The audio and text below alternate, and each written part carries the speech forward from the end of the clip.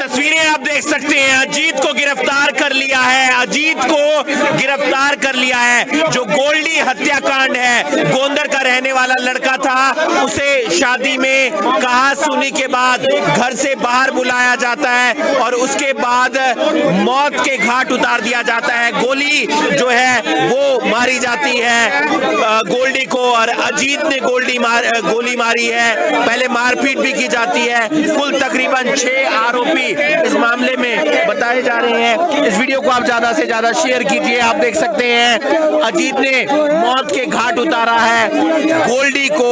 गोंदर में जो है, गोंदर के एक परिवार के सदस्य की शादी थी, उसके बाद निसिंग में जब कहा सुनी होती है जीत पैलेस में, तो वहां पर मामले को सुलझा लिया जाता है, समझौता कर लिया जाता है। समझौता करने के बाद जो अजीत अपने भाई के जरिए बुलाता है वापस गोल्डी को जब बुलाता है तो फिर मौत के घाट उतारा जाता है। क्या बात हुई थी अजीत? क्या बात हुई? गालियां दे रहे थे जी, बेइज्जती कर रहा था सरेआम शादी में। अच्छा, तो फिर गोली क्यों मारी आपने? वो फिर रास्ते में फिर उसने पकड़ लिया, झगड़ा करने लग गया।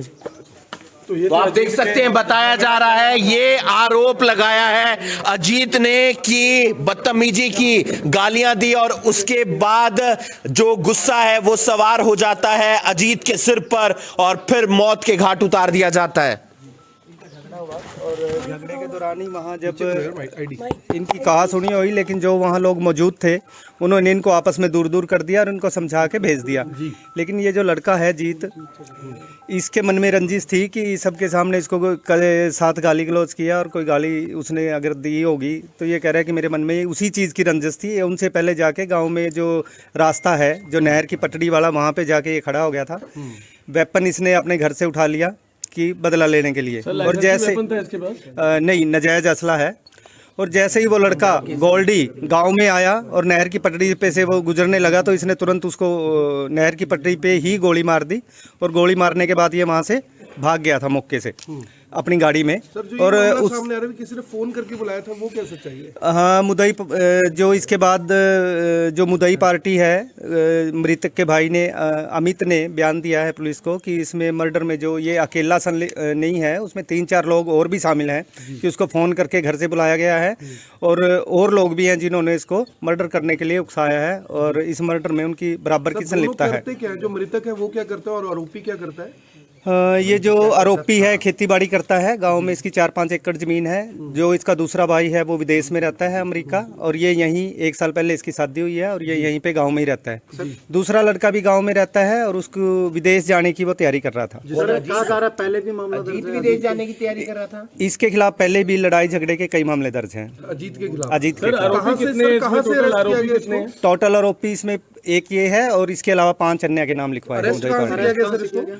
इसको ये तुरंत वारदात के बाद अपना यहाँ से भाग गया था। पहले ये नोएडा गया है, यूपी गया है, फिर नोएडा गया और दिल्ली गया, फिर हमने सेक्टर 4 से इसको गिरफ्तार किया। पहले 307 का मामला दर्ज था सर? पहले 307 का मामला दर्ज हुआ था क्योंकि जब इसने गोली मारी तो ये मौके से भाग गया था। लड़के को गोली लगी तो उसको हॉस्पिटल ले जाया गया और हॉस्पिटल में उसके भाई के बयान पे मुकदमा दर्ज किया था 307 का, लेकिन इलाज के दौरान उसकी अस्पताल में मृत्यु हो गई। जो वेपन है इसके पास मिला है, ये देखा जाएगा वेपन कहाँ से लेके आया, क्योंकि पहले से वेपन रखा हुआ था तो हो सकता है किसी और वारदात में भी इस्तेमाल किया हो। अभी मिला नहीं है, लेकिन इसने जो बताया है कि वहाँ छुपा के रखा हुआ है यूपी में। अभी इसको रिमांड पे लिया जाएगा। नाजायज असला है, इसके पास लाइसेंसी असला नहीं है। अभी इसको पुलिस रिमांड पे लिया जाएगा। कौन कौन लोग इसमें शामिल हैं सबकी जांच की जाएगी। सबका जो इसमें संलिप्त है सबको अरेस्ट किया जाएगा। गाड़ी बरामद की जाएगी। जिस असले से इसकी मर्डर किया है वो असला भी बरामद किया जाएगा।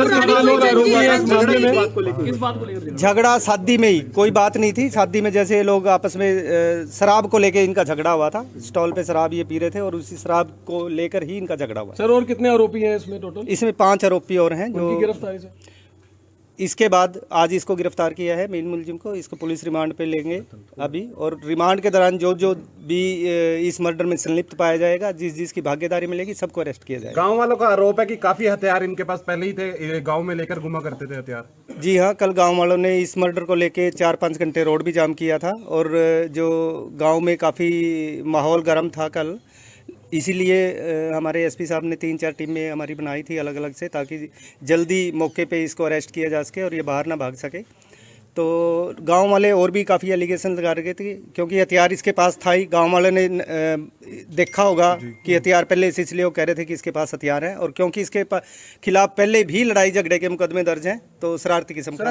अभी और टीमें भी लगी हुई हैं सर, अभी और टीमें भी लगी हुई हैं। अमनदीप वाले मामले में चौथा आरोपी पकड़ लिया था, अमनदीप वाले में, और उससे वो गाड़ी जो थी वो लेके गया हुआ था वो भी बरामद कर ली थी। वो भी बताया जा रहा है गंदे नाले से बरामद हुआ उसमें, जी हाँ, उसमें यहाँ से जाने के बाद उन्होंने जो मोबाइल था अमनदीप का उसको तोड़ दिया था हथौड़ा मार के, और जो और उसका थोड़ा बहुत सामान था उसके बैग में उसको जला दिया था, और वो जली हुई हालत में ही हमें गंदे नाले से बरामद हुआ है क्योंकि गंदे नाले में फेंक दिया था। उसकी भी धारा फिर जुड़ेगी इस मामले में? बिल्कुल, वो सारी धाराएं जोड़ के ही उसमें आगामी कार्रवाई की अभी और टीमें भी काम कर रही हैं सर, न्यायिक हिरासत में भेज दिए सबको? जी हाँ, सबको न्यायिक हिरासत में। मोहनलाल जी अभी और टीमें भी काम कर रही हैं इस मामले में आरोपियों को पकड़ने के लिए? नहीं, आरोपी अब हम ही काम कर रहे हैं, CIA 2, और जल्दी सबको गिरफ्तार करके जो भी है खुलासा किया जाएगा।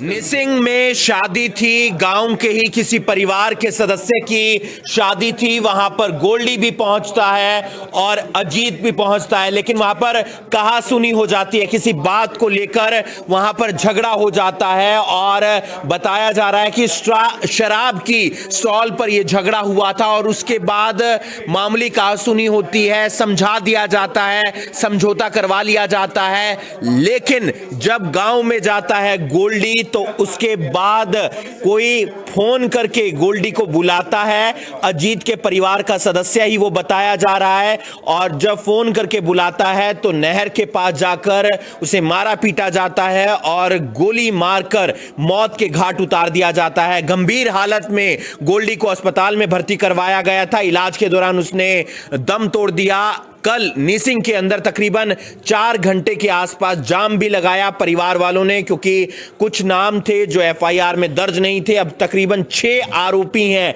इस मामले में। मुख्य आरोपी अजीत को गिरफ्तार कर लिया गया है। नोएडा जाता है, यूपी जाता है, दिल्ली जाता है, वापस सेक्टर 4 आता है और सेक्टर 4 से पुलिस ने मुख्य आरोपी अजीत को गिरफ्तार कर लिया है। हथियार अभी बरामद करना बाकी है, गाड़ी अभी बरामद करनी बाकी है।